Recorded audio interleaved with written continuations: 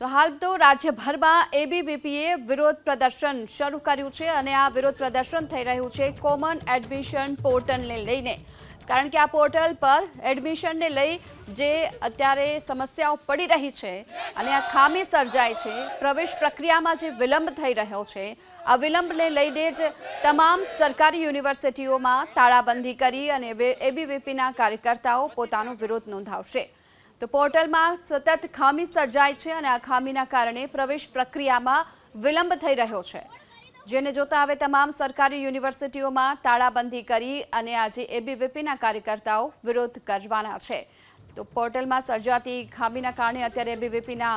કાર્યકર્તાઓ વિરોધ પ્રદર્શન કરતા જોવા મળ્યા। કોમન એડમિશન પોર્ટલ પર સર્જાતી વારંવારની ખામી, તેના કારણે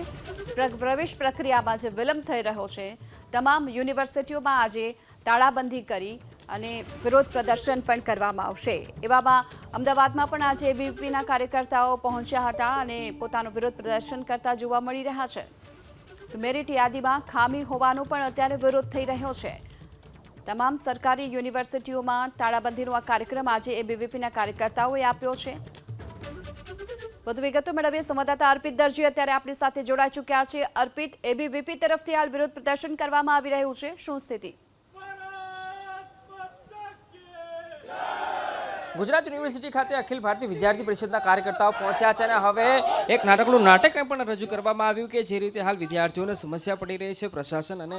યુનિવર્સિટી તંત્રના પાત્ર ભજવવામાં આવ્યા હતા, વિદ્યાર્થીઓનું એક પાત્ર ભજવવામાં આવ્યું અને નાટક સ્વરૂપે દર્શાવવામાં આવ્યું કે કયા પ્રકારે વિદ્યાર્થીઓને હેરાનગતિ થઈ રહી છે। થોડા સમયમાં જ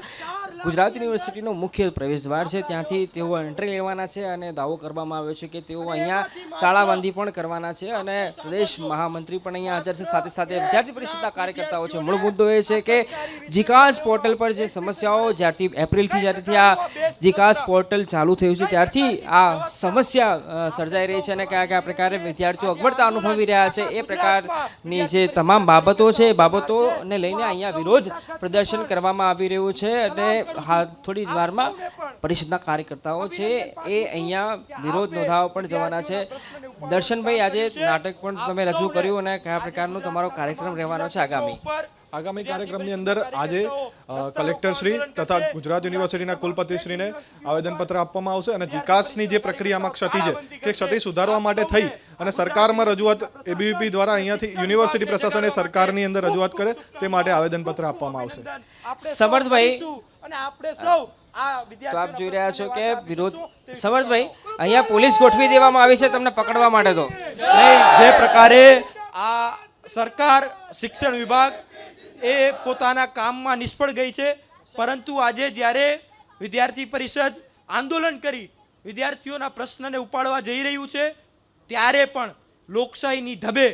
આજે જ્યારે તાળાબંધી તેમને જગાડવા માટેનો પ્રયાસ એ વિદ્યાર્થી પરિષદના કાર્યકર્તા ગુજરાતમાં કરી રહ્યા છે। સુરેન્દ્રનગરની વાત કરું અર્પિતભાઈ, અહીંયા તો પોલીસ ગોઠવી છે, ત્યાં તો જિલ્લાના વડા પોતે આવે છે, પોલીસ અધિક્ષક પોતે આવે છે, વિદ્યાર્થીઓને ઉપાડી લે છે, કલેક્ટર પાસે રજૂઆત કરવાની પણ મનાઈ કરી દે છે, તમને પરમિશન વગર હું રજૂઆત નહીં કરવા દઉં, તેવા વાત તેવું વલણ એ કરવામાં આવે છે અને લાગે છે કે આજે સરકાર એ ફેલ ગઈ છે, સરકારનું તંત્ર આખું ફેલ ગયું છે અને જીકાસ એ પણ આજે ફેલ ગયું છે। તમને લાગે છે કે વિદ્યાર્થીઓનો સરકાર તમારી જ, સમર્થભાઈ, તમારી જ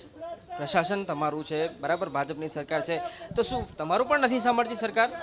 નહીં, પ્રશાસન અમારું છે, કોનું છે આપને પણ ધ્યાનમાં છે। વિદ્યાર્થી પરિષદ એક સ્વતંત્ર છાત્ર સંગઠન છે અને વિદ્યાર્થીઓના પ્રશ્નને લઈને હંમેશા એ ઊભું રહ્યું છે, લડતું આવ્યું છે, પરંતુ આખો જે પ્રશ્ન છે આપ સમજો ગુજરાતમાં 9 લાખ જેટલી સીટો એ આ સરકારી વિશ્વવિદ્યાલયોમાં છે, પરંતુ તેમાંથી 4 લાખ ઉપર ખાલી રજીસ્ટ્રેશન થાય છે, 4 લાખ વિદ્યાર્થીઓ રજીસ્ટ્રેશન કરે છે અને એના પછી માત્ર 1 લાખને આજે એડમિશન મળે છે। એટલે ગુજરાતની બ્યુરોક્રેસી, ગુજરાતના અધિકારીઓ એ પોતાના રોટલા શેકવા માટે પ્રાઇવેટ યુનિવર્સિટીઓમાં જે ભાગીદારી ધરાવતા શિક્ષણ વિભાગના બ્યુરોક્રેટ્સ છે તે તેમના ફાયદા માટે આજે ગુજરાતના ભાવિ સાથે ખૂબ મોટો ચેડો કરી રહ્યા છે।